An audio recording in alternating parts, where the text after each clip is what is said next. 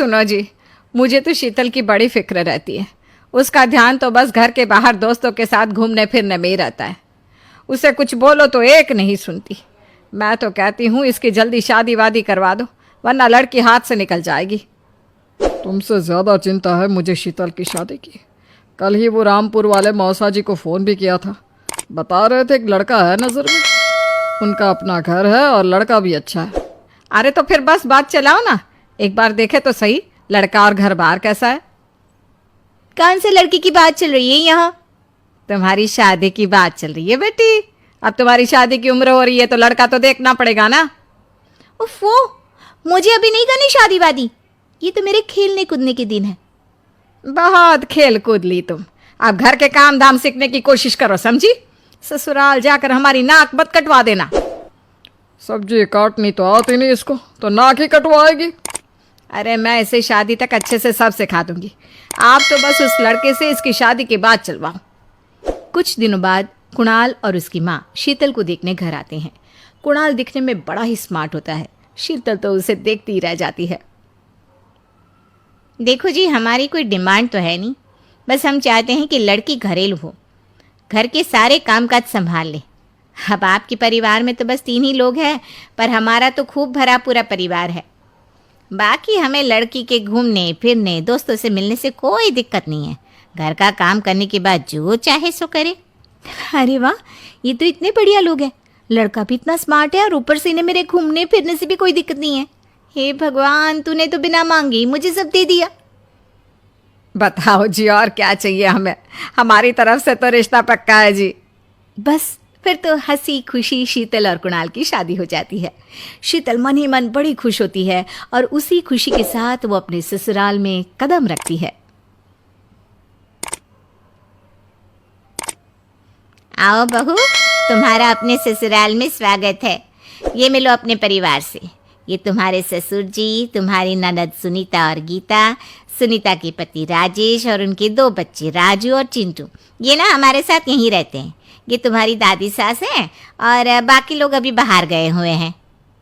इतने सारे लोग, ये सब यहीं रहते हैं इस घर में? अरे अभी तो मेरे देवर देवरानी और उनके 3 बच्चे यहाँ नहीं है। उसके मायके में भी शादी थी ना, तो बस वहीं गई है। कल तक आ जाएंगे। हे भगवान, ये घर है या धर्मशाला? ये सब एक साथ इस घर में कैसे रहते हैं? मुझे तो पता ही नहीं था इनका इतना बड़ा परिवार है। अब समझी कि कोई डिमांड क्यों नहीं की इन्होंने। ये सब चाल चले मेरे साथ। अरे बहू, खड़े खड़े क्या सोच रही हो? चलो अपने कमरे में जाकर आराम करो। जी माँ जी। अगले दिन शीतल का ससुराल में पहला दिन होता है। शीतल रसोई में जाकर सबके लिए खीर बनाने लगती है। तभी उसके ननद सुनीता आती है। अरे वाह भाभी, आज क्या बना रही हो? बस दीदी, आज वो पहली रसोई है ना, तो खीर बना रही थी। अरे भाभी, ये खीर वे रहने दो। घर में 4 लोगों को शुगर है और कुछ लोग मीठा ही नहीं खाते। आप ना सीधा खाना ही बना दो।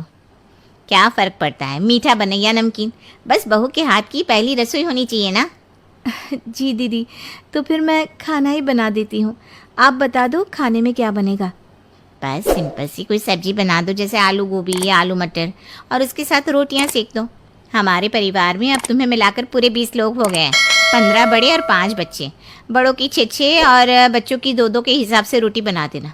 चलो मैं चलती हूँ, सब देख लेना। हाँ, बड़ों की 6 रोटी मतलब कि 15 लोगों की 90 रोटियाँ, और बच्चों की 2 रोटी मतलब 5 बच्चों की 10 रोटियाँ।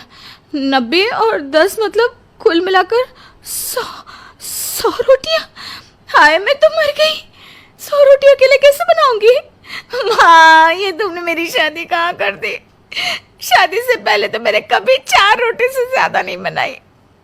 शीतल एक बड़ी सी परात में 100 लोगों के हिसाब से आटा निकालती है और उसे गूंथना शुरू करती है। आटा गूंथते गूंथते शीतल के पसीने छूट जाते हैं। उसके बाद बारी आती है रोटी बनाने की। शीतल एक एक करके रोटी बनाना शुरू करती है और 10 रोटी बनाते ही अपनी कमर पकड़ लेती है। हाय, मैं मर गई। मेरी कमर टूट गई खड़े खड़े, और ऊपर से इतनी गर्मी। मैं 100 रोटियाँ कैसे बनाऊंगी? अरे भाभी, सब बाहर रोटियों का इंतजार कर रहे हैं, जरा जल्दी जल्दी रोटी सेक दो।